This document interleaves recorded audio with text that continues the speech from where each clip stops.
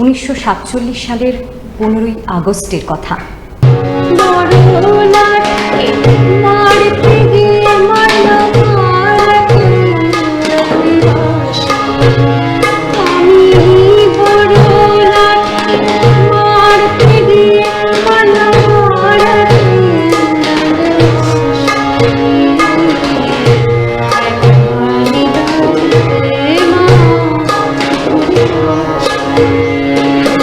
যে ছেলেটি লটারির টিকিট নিয়ে দরজায় দরজায় ঘুরছে আর বলছে, বিশ্বাস করুন আমি ভদ্রলোক, আজ 10 বছর হলো আমার কারখানা বন্ধ, লক আউট, তাকে ডাকুন, তার কানে কানে বলুন, বলো বলো বলো সবে, শত বিনা বেনু রবে, ভারত আবার জগৎ সভায় শ্রেষ্ঠ আসন লবে।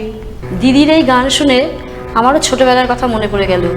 বলো বলো বলো সবে, শত বিনা বেনু রবে, ভারত আবার জগৎ সভায়